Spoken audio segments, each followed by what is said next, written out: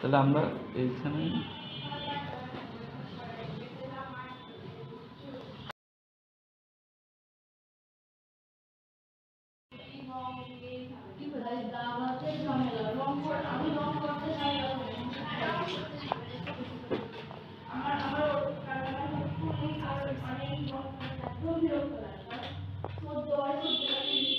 এটা টাইপিং ভালো।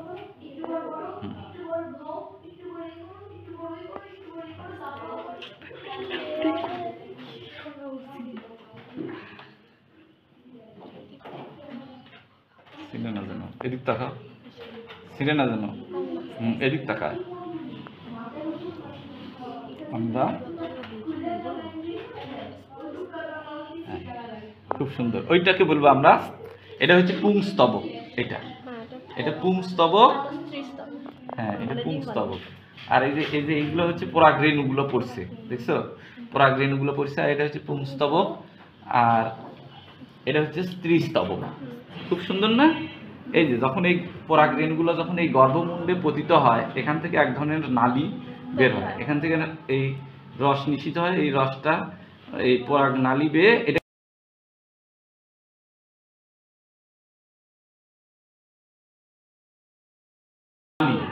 আর এটাকে বলবো গর্ভাশয়।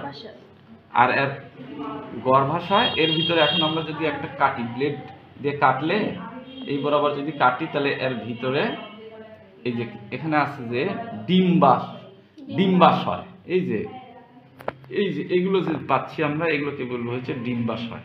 এই দেখো এখানে, দেখো করলে এখানে দেখো ডিমের মতন লাগছে, ডিমের মতো লাগছে। তাহলে সেটাকে আমরা কি বলবো?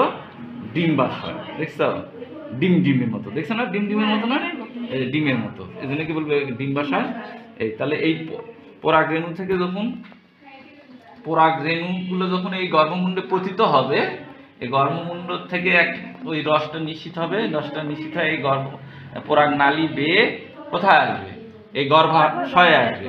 এই গর্ভাশয়ে আসে তারপর ওই যে স্ত্রী পুংগ্যামেট যে পরাগধানী থেকে পুংগ্যামেট আসলো, পুংগ্যামেটটা এসে স্ত্রী গ্যামেটের সঙ্গে এখানে মিলিত হবে এই ডিম্বাশয়ের মধ্যে। মিলিত হওয়ার পর এই গর্ভাশয়টা ধীরে ধীরে ফলে পরিণত হবে। এই গর্ভাশয়টা ধীরে ধীরে কিসে পরিণত হবে? ফলে পরিণত হবে। বুঝতে পারছো? তাহলে এইটা হলো কি? এটা দলমণ্ডল। তাহলে একটা আদর্শ ফুলের 5টা অংশ থাকে। একটা দলমণ্ডল, একটা আদর্শ ফুলের কয়টা অংশ থাকে? 5টা অংশ থাকে। দেখো বৃতি, দল, পুংস্তবক, স্ত্রীস্তবক, আর আরেকটা বৃন্ত। এই যে এটা একটা কি বৃন্তটাকে আমরা আলাদা করিনি। আচ্ছা, তাহলে বৃতি কিন্তু একটাই, এই দুইটা মিলে একটা। এই বৃন্ত একটা, বৃতি দুইটা, মানে এই দুইটা মিলে একটাই কিন্তু ধরা হয়। একটা, দুইটা, তিনটা, চারটা, আর এই যে স্ত্রীস্তবক মানে পুংস্তবক একটা, হ্যাঁ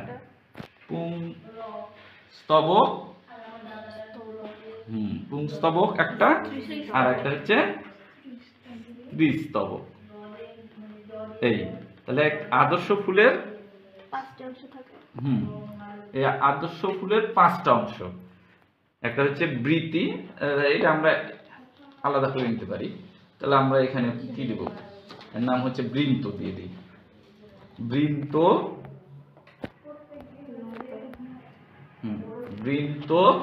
উপবৃতি, বৃতি মিলে একটা হচ্ছে অংশ। বৃন্ত, উপবৃতি বা বৃতি, দলমণ্ডল, পুংস্তবক, স্ত্রীস্তবক। বুঝতে পারছো? এখানে এই যে গর্ভাশয়ের মধ্যে কিন্তু জাইগোট তৈরি হয়, অর্থাৎ এই যে পরাগধানী থেকে এই পুরোটা কিন্তু একটা কি পুরাগধানী, মানে এই যে একটা অংশ। এই যে একটাকে বলবো, এই যে আমরা দেখতে পাচ্ছি, এই যে এটার মতো না, এই একটা কিন্তু হচ্ছে পরাগধানী। পরাগধানী থেকে পরাগরেণুটা এসে যখন ওই গর্ভমুণ্ডে পতিত হয়, এটা গর্ভমুণ্ড।